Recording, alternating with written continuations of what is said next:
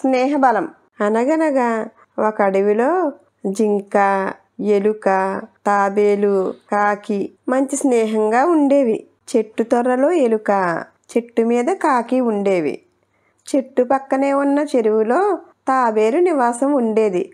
ఆ పక్కనే ఉన్న పొదలో జింక ఉండేది. సాయంత్ర సమయంలో ఈ నలుగురు మిత్రులు ఒక చోట చేరి సరదాగా కబుర్లు చెప్పుకుంటూ ఆనందంగా జీవిస్తూ ఉండేవి. ఒకరోజు మధ్యాహ్నం అనగా ఆహారం కోసం వెళ్ళిన జింక సాయంత్రం అవుతున్నా తిరిగి రాకపోవడంతో తాబేలు, ఎలుక, కాకి కంగారు పడ్డాయి. చాలాసేపు ఎదురు చూసినా జింక వస్తున్న జాడ కనిపించలేదు.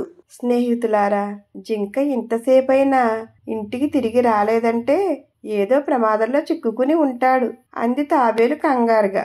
అవును, నిజమే అన్నాయి కాకి, ఎలుక. ఇప్పుడు ఏం చేద్దాం అనుకున్నాయి ఆ మూడు.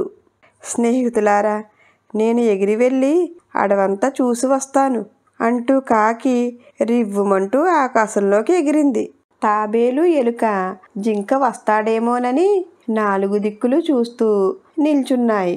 ఆకాశంలో ఎగురుతున్న కాకికి ఒక చోట జింక కనిపించింది.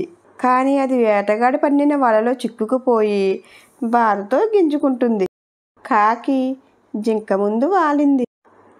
కాకిని చూసి జింక ఆనందంతో, వచ్చావా మిత్రమా?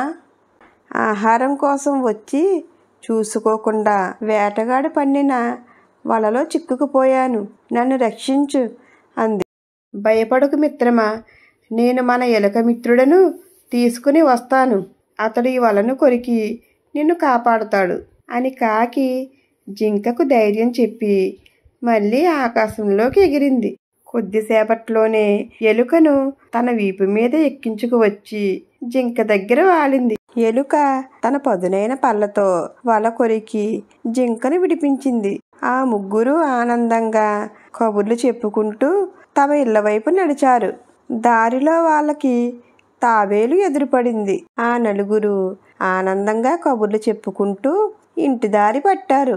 కొంత దూరం నడిచేసరికి వేటగాడు ఎదురుపడ్డాడు. వాడిని చూస్తూనే జింక పొదలోకి దూరిపోయింది. కాకి పక్కనే ఉన్న చెట్టు మీదకి ఎగిరిపోయింది. ఎలుక ప్రక్కనే ఉన్న కలుగులోకి దూరిపోయింది. తాబేలు మాత్రం ఎటూ పారిపోలేక వేటగాడి చేతికి దొరికిపోయింది. జింక తప్పించుకున్నా తాబేలు దొరికిందని ఆనందపడ్డ వేటగాడు తాబేలుని బాణం కొసకి తాడుతో కట్టి భుజం మీద వేసుకుని ఇంటి దారి పట్టాడు. వేటగాడు కొంత దూరం వెళ్ళగానే జింక, ఎలుక, కాకి ఒక చోట చేరి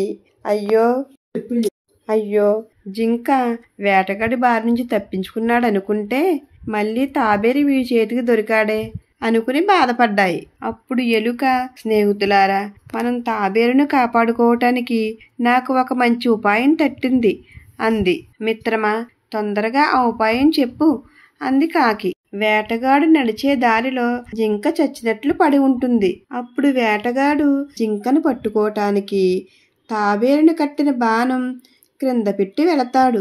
అప్పుడు ఆ తాడుని నేను కొరికి తాబేలుని తప్పిస్తాను అని చెప్పింది. ఆ ఉపాయం జింకకి, కాకికి నచ్చింది. వేటగాడు వెళ్లే దారిలో జింక అడ్డంగా పడుకుంది. కాకి దాని మీద వాలి ముక్కుతో పొడుస్తున్నట్లు నటించసాగింది.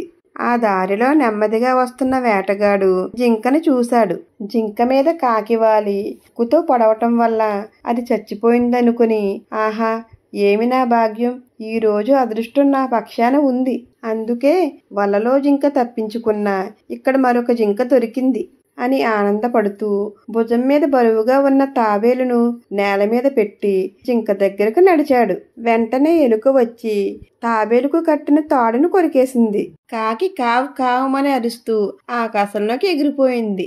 జింక పారిపోయింది. వేటగాడు కొయ్య బారిపోయి అంతలోనే తేరుకొని తాబేలు కోసం చూశాడు. అప్పటికే తాబేలు పక్కనే ఉన్న చెరువులోకి పారిపోయింది.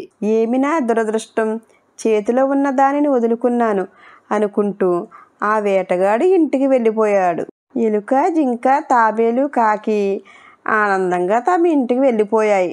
ఈ కథ వలన తెలిసిన నీతి ఏమిటంటే, కథలో ఉన్న స్నేహితుడిని ఆదుకోవటానికి అవసరమైతే ప్రాణాలను ఫలంగా పెట్టగలగాలి. పనికిరాని స్నేహితులు 10 మంది ఉండే కంటే అవసరంలో ఆదుకునే స్నేహితుడు ఒక్కడుంటే చాలు. ఇలాంటి మరిన్ని వీడియోస్తో మళ్ళీ కలుసుకుందాం. మా ఛానల్ కనుక మీకు నచ్చినట్లయితే లైక్ చేయండి, షేర్ చేయండి, కామెంట్ చేయండి, అలాగే సబ్స్క్రైబ్ కూడా చేసుకోండి.